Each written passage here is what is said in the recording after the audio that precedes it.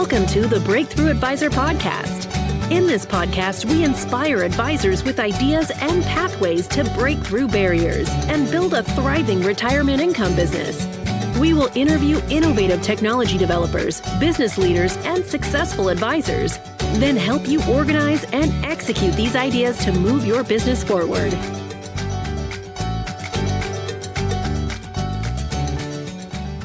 Hey folks, this is Jack Martin. I serve as the virtual CMO for InsurMark, and I want to welcome you today to the Breakthrough Advisor Podcast. This is where the leading advisors in the United States today are coming, literally hundreds and thousands a month are coming to learn how to level up their practices. And today I couldn't be more excited to have Carl Richards, known and worked with him for a long time. He's an icon in the business. He wrote the column in the New York Times on behavior gap. He does the cool drawings. But lately, he's been really focused on the Society of Advice, and I'll let him talk a little bit about that when he's ready. Carl, welcome to the Breakthrough Advisor Podcast. Jack, thanks so much for being here. That was such a kind introduction. Sure. Hey, I've got a thought. I've got a question for you. So we survey about 2,500 financial advisors every 6 months, and there are some common things we get back in the way of feedback, and they're kind of clustered around my marketing is on life support, and I struggle with client acquisition, closing the client acquisition gap. So what is it about financial advisors or this business we're in that causes this to be such a prevalent situation? Yeah, that's such a great question.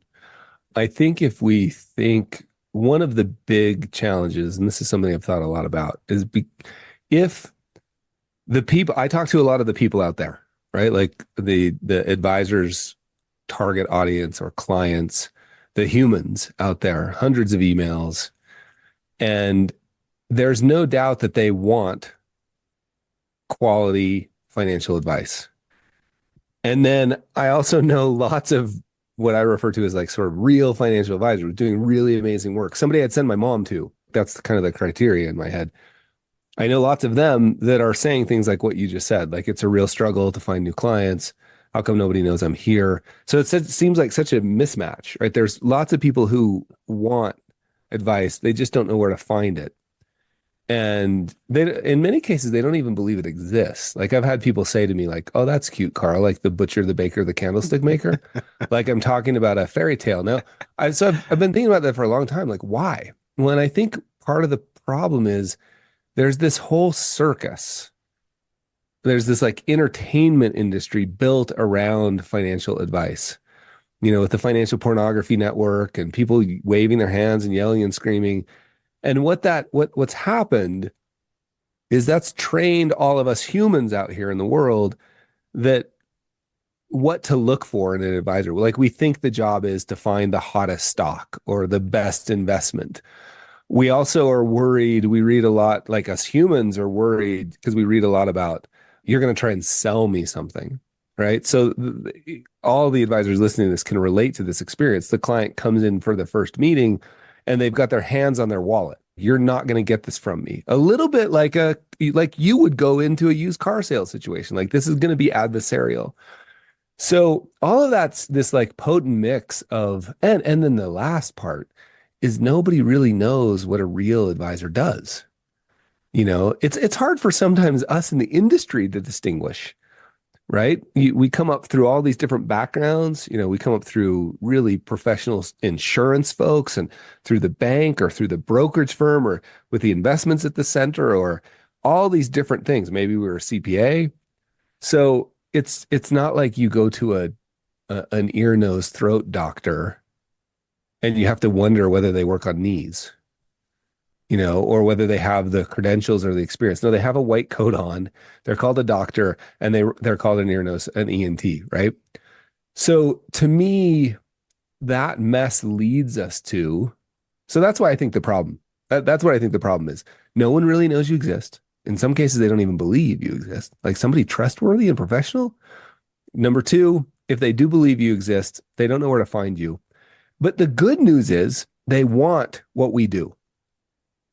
They want what they do. Like they want what we do. They need financial advice. So that's how I see the problem. Yeah, I really couldn't agree more. And the opportunity is just staggering when you think about it. Okay. So I was reading something yesterday. We all know 12,000 boomers reach age 65 every day, right? But did you know over 2,000 boomers are dying every day? And Mm, so there's some wealth transfer that's already started to happen. yeah. And what Mark Tibergen says is the magnitude of that over the next 20 years or less is $170 trillion. Yeah. I mean, It's even crazy. by government spending standards, that's significant money, right? Yeah. And so it's going to pass. It's going to pass to the surviving spouse, and then it's going to pass to Gen X. And oh, by the way, 36% of the financial advisors are going to retire or leave the business in the next 10 years. So we've got this big demand for advice, more complex problems, tax, longevity, health, etc. And we've got a shrinking population of advisors to solve the problem. Yeah. And I think you hit the nail on the head. I think the genesis of for a lot of us was in sales. I mean, I've been a CFP for 3 decades, RIA, et cetera. And my genesis was back in the transactional world, and out of being with an independent broker dealer and coming out of that. And I think a lot of us came from that background. And so, there's a certain amount of sales DNA in us. And so, eventually you get that beat out of you, and you take more of a client focused approach. But I think that some of this is earned, and I think that a lot of us are still trying to sell solutions as opposed to solve problems. And I Yeah. think people's sales radar gets triggered really fast in that situation. So, what do you Yeah. think? Totally. No, I agree. I think and listen, I have nothing against sales. I'm a big fan of selling. In fact, I think you have a moral obligation to sell. If your service really does what at least what I believe my service did when I was an advisor, like I'm changing people's lives, I'm going to sell the crap out of it. Like I'm really a big fan of that. And I think what you're pointing to is what am I selling? I'm not selling a product or even really a solution, which is really interesting to me. People do not care. This is so hard to get your head around. As a trained solution provider, right? It's so hard to get your head around the idea that people don't care about your solutions. They care about their problems. And maybe a better way to say that is people only care about your solutions after they know that you've understood the problem. And so that's how I would think about marketing. I think the opportunity in marketing in this space is to be really, really clear about who it's for and what problem does it solve. And so I think really clearly about like find a problem that you're interested in solving. So this is like, it's really simple, not to be confused with easy. Find a problem that you're interested in solving and then find a group of people who have that problem. And like we can break that down as much as we need to, but it's that simple. Find a problem that you're interested in solving and find a group of people who have that problem. So, kind of to reverse engineer that. All right. So there's been a lot of talk in our space about organic growth, right? Firms aren't growing the way they used to grow. And, we're clutching our pearls. How do we grow if the market's not going up, et cetera? And when you really dive into that and you peel back all the layers of the onion, what you see is there are firms that are still really growing at a very high clip, Yeah. and they're doing what you said. They Yep. they have aligned themselves along a problem or a couple of problems that they are really good at delivering solutions to, and they've aligned their whole growth framework, if you will, from hey, if you're going to search for help on taxes, if you're going to search for help on healthcare or longevity or whatever, here's my thoughts, my point of view, my worldview on how all that comes together, and then here's what I'm going to do. Here's how I'm going to make sure that you're heard, make sure that we acknowledge your concerns in a judgment-free zone to get you to a point of comfort about your circumstance and how to move forward. And so, I it's there. People are doing it, but it's not there, for so many advisors, like I said, from the survey. So, Yeah. it's just, I don't know if it's a knowledge gap or if it's a fear factor or if people just have blinders on or what the deal is. What do you think? Yeah. So I think there could be some tactical challenges, like I don't know what to do. And I'd actually kind of like to talk about what to do real quick. Yeah, let's But do that. what's interesting to me is even after, and we got to keep in mind, if we dive in tactically for just a few minutes, even after you know the tactics, there's a whole chunk of us humans that won't do it. I've become increasingly interested in that part of us that knows what to do, right? Like we have the tactical information and we still don't do it. And that's a whole separate subject that maybe we'll get to around just that sort of showing up in the world and fear and imposter syndrome and all that stuff. So tactically, it's pretty simple. The firms that have really effective marketing that's actually working, the key phrase to me is they're relevant. Like they're relevant in their clients' lives. They've defined who it's for and what it does. I open emails from people who send me information that is relevant to me, right? I don't open emails from people who send me stuff that it is not relevant. Like I just hit delete. But you better believe I have a few emails. I get a whole bunch of newsletters and I have most of them I delete, but I have a few I could tell you, like I know which ones to look for. And I open those because there's relevant information in there. So what's the fastest way to being relevant? It's again, like define a really clear problem. And remember, like nobody wakes up in the morning thinking they have a financial planning problem or a life planning problem. I've never been asked for a financial plan in I went back and looked 10 years of weekly columns at the New York Times, hundreds and thousands of emails. Nobody ever asked for a financial plan. What they ask for is a presenting problem. And so if you can get really clear about the problem you solve, and the easiest way to do this is the shortcut for this is through an occupation. And many people would run around calling this niche marketing. That's fine. But the way I like to think of it is I'm just problem set marketing. So if I can shortcut my way into that through an occupation, and then I can just go interview. And again, it doesn't have to be occupational. So it could be like, I really help with tax strategies there's a specific, like I live in a place where people move to retire. Like I'm thinking Florida or something, right? I move in a place where people move to retire. So that's a very specific problem. I know where those people hang out. And so I'm going to go find out what they say. But through an occupation is even easier. Like I work with anesthesiologists that live in San Diego and have 2 kids or more, like have busy family lives, like something really specific. Well, if I can interview 10 of those people, like, and you would pick your niche, hopefully because you already have a couple of those clients, or you at least know, don't pick one that you don't know anybody. So you pick one that you know somebody and you make a simple email request. Hey, I'm looking to solve, I'm trying to research. So you put on your researcher hat, take your sales hat off for a bit. You can't trick this game. Just 100% academic researcher or investigative journalist hat. And you just send an email that says, look, I'm trying to understand the unique challenges that anesthesiologists in San Diego that have kids face. And I know you're one of them. So could I meet you for coffee and just ask you some questions? You go to that meeting and you ask questions like, what's the most important thing you did? What do you see? You're always when you're asking about mistakes, ask about their colleagues, not them. But what mistakes do you see your colleagues making? What's the one thing you wish you knew 10 years ago? If they taught a personal finance course in med school, what do you wish they would have taught you? Like you're just asking, and what you're listening for is their language.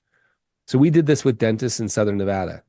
And after like the 3rd interview, I'd heard, if I'm not at work, I'm not making money.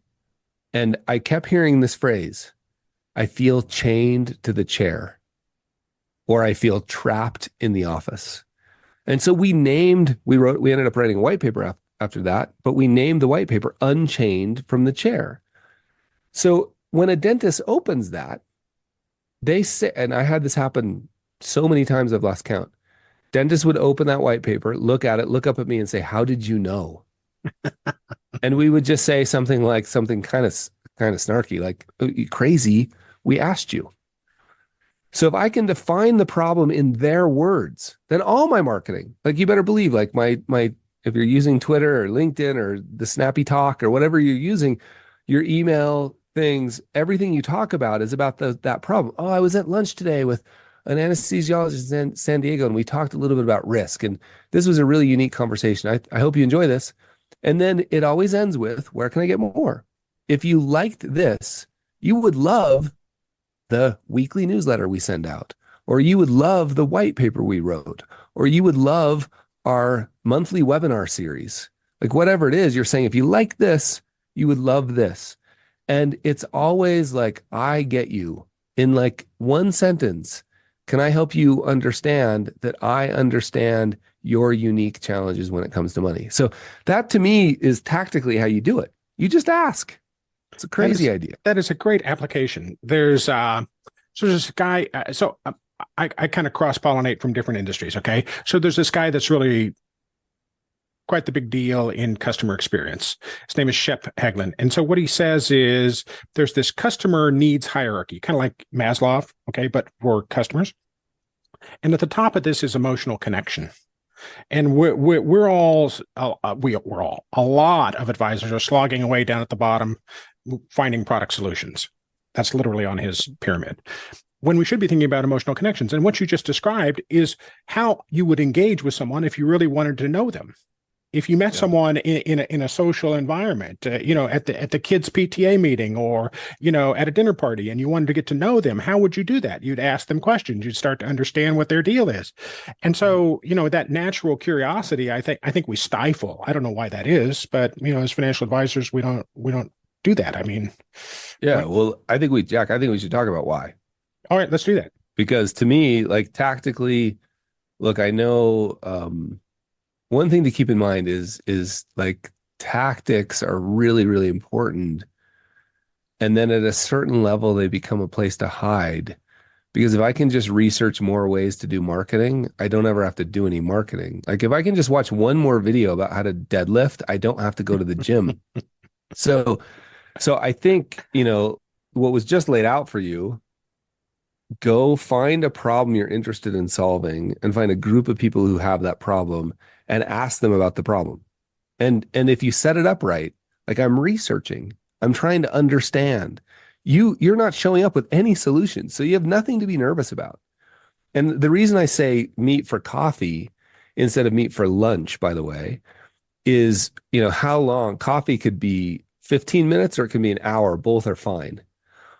But if like you show up at lunch and you've run out of things to say and the food hasn't even arrived yet, you're in trouble. So I love lowering the barrier for you. Like, hey, could we just meet for coffee? And I just want to understand the unique challenges you face as an anesthesiologist in San Diego.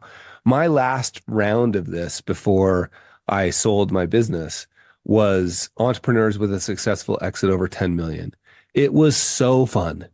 Like the conversations I had with them, and what I heard from them was, I'm going to keep playing this game. Everybody in what all of you people in your industry tell me? Like, put on the golf shoes. What you don't understand is this is what I love. He's like, but guess what? I never want to see the foreclosure notice on the front door again. Right?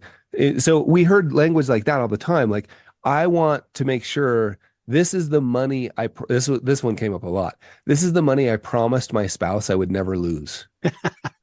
Right. So they would, and I heard financial fortress.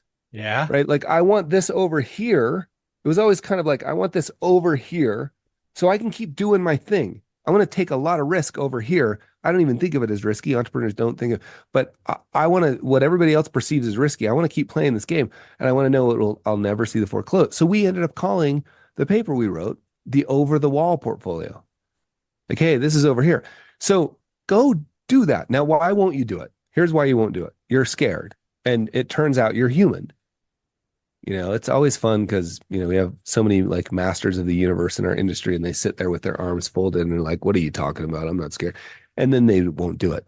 And I think if you're like me, like deep empathy for this, right? We all hide because we're scared to go have these conversations. But I'm telling you, this kind of conversation, like a problem understanding conversation, just all you have to do is be curious. You don't have to solve anything. It's so easy. And so if you were to do 10 of those conversations, I promise you by the third or fourth one, you'll be like, ah, I see the solution. So just remember a couple of things. Number one, yeah, it's going to be a little scary to send that email. Guess what? Here's a little trick. This is a trick I always follow. Never send that request, the coffee. Hey, I'm trying to here's the exact language. I am researching the unique challenges that insert a description of the population, hopefully a niche. I'm researching the unique challenges that dentists in Southern Nevada face. And your name was given to me, or I know that you have unique insight into those challenges. I'm wondering if we can meet for 15 minutes over coffee and I can ask you a few questions. Okay, that's the exact language. Never send that email to anybody who would say no. That way, like only send that email to people who would say yes. These are people who already know you. You already met like the first 2 or 3. Make it easy on yourself. Maybe the first 5, maybe even all 10. And if you do that, I just am always thinking about ways to lower the fear, lower the barriers, you don't have to solve a problem. You're just trying to understand the problem. And so the meeting concludes with, man, thanks so much. This has been so helpful. Are there any other questions I should have asked you that I didn't? And then my favorite question at the end is, hey, Jack, thanks so much for having this conversation. It's been really helpful. It strikes me I should ask you, like, anybody else, do you know anybody else that might have unique insight to these challenges?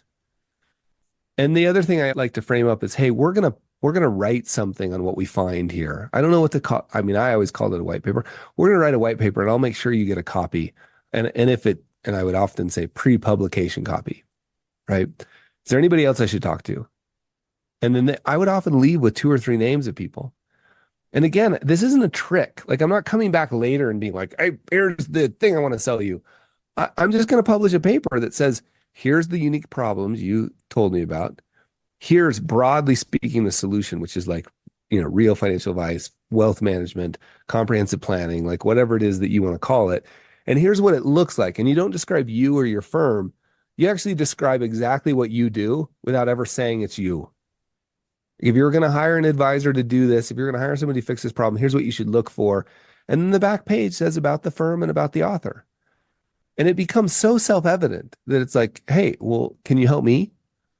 That's that. And then all your other marketing is focused on that problem.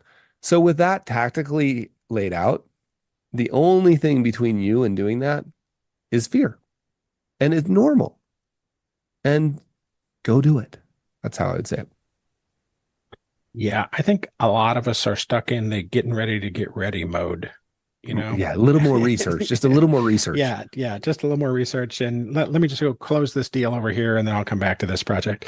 So I saw this great quote. It was in a podcast, the Founders Podcast. So that's Warren Buffett and Charlie Munger were there. And it says, learning is not memorizing information. Learning is changing your behavior. There's no point for you and I to spend all this time reading and listening to podcasts if it doesn't change what we do. And if it doesn't change what we do, we didn't really learn it. Folks, if you're listening, I hope that you pick that up from Carl. Because, like he said, he describes them as masters of the universe. There are other descriptors for them, who are going to pontificate about what to do with your marketing. But he just laid down some amazing wisdom. So that's fantastic. Thank you, Carl. Hey, cheers. Any other advice? Any other questions I should have asked, along the way to help our advisors overcome this? Yeah, I don't know. But maybe just one more thought. Just one of the things that I always a little kind of mindset tactic is that anytime I'm scared to do something, or if I'm uncertain about what to do, either one, I make it smaller, right? So if I'm scared to do 10 interviews, I'll do 1, right? Just because micro actions are micro scary. And so let's think of some other ways. Like if I'm scared to even do 1 interview with dentists in Southern Nevada or anesthesiologists in San Diego, then maybe I can find my brother's an anesthesiologist in San Diego. I'll go talk to my brother. Okay, that's less scary. And then I'll see that was an interesting experience. Here's what happens, just to emphasize something. I've never left one of those meetings, and I often did it like sort of the coffee style. I've never left one without somebody saying thank you. Because all they heard was somebody who was interested in them. Oh, tell me more about that. Oh, that's really interesting. What did you do about that? Tell me more. Oh, and what else? That's my favorite question. AWE is how I remember it. And what else? Aw. And what else? And just the act of being interested in them, and at the end saying, oh man, that was so great. There's no pitch. There's no meeting. That was so great. I've never had anybody say anything but thank you. So if you're scared about doing it, just make it smaller. Like, make it easier on yourself. Find somebody you know, find a friend, find a family member. And I apply that to everything. And then the other thing I just mentioned, given that Munger Buffett quote idea, is that action generates new information.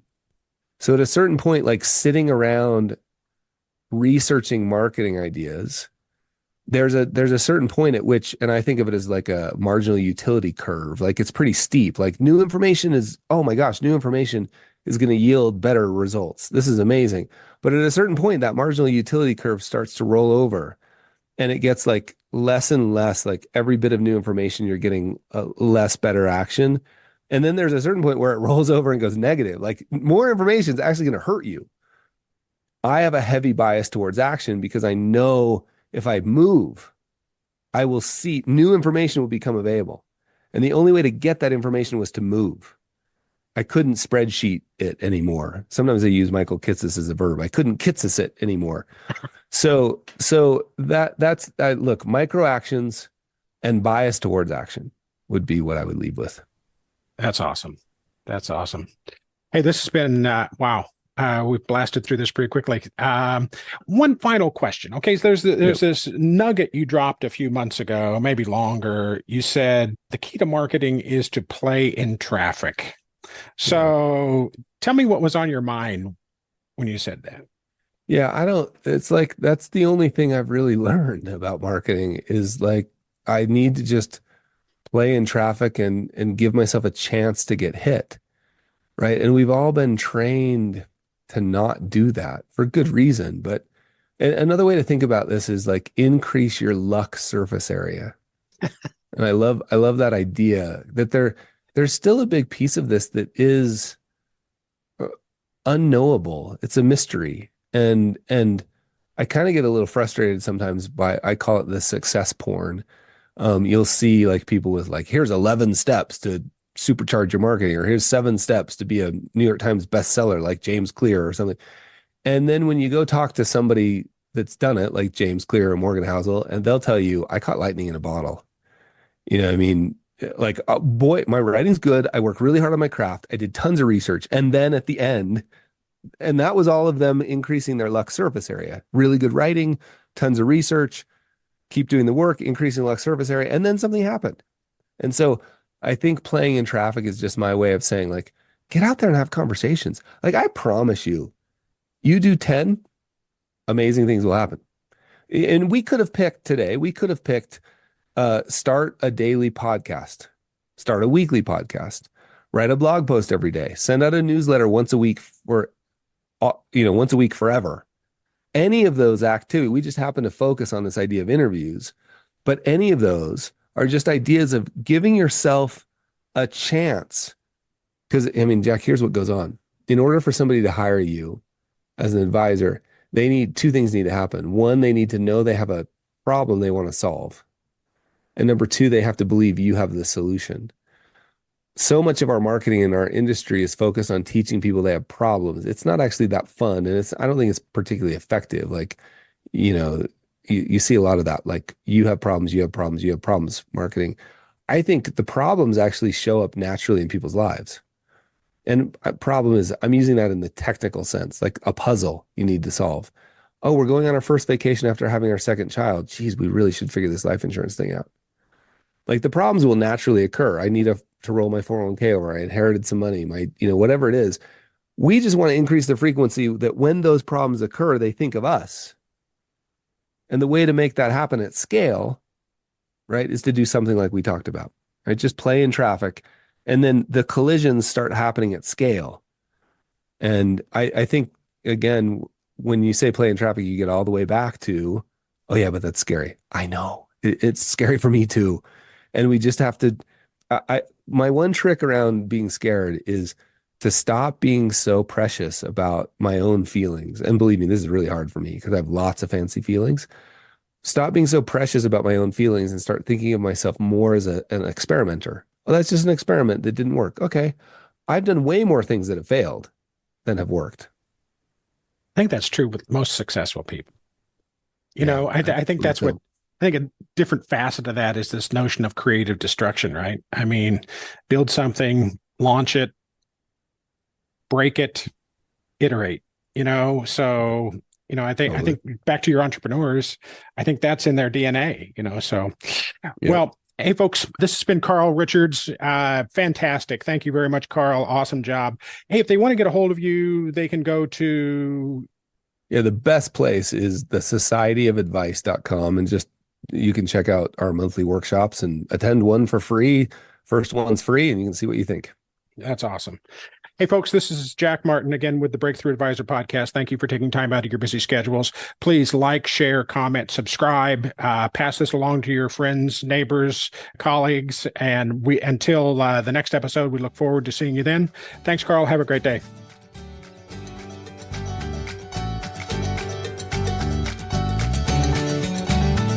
Thank you for listening to the Breakthrough Advisor podcast.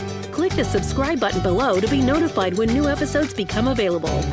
The information covered and posted represents the views and opinions of the guest and does not necessarily represent the views or opinions of InsureMark. The content has been made available for informational and educational purposes only.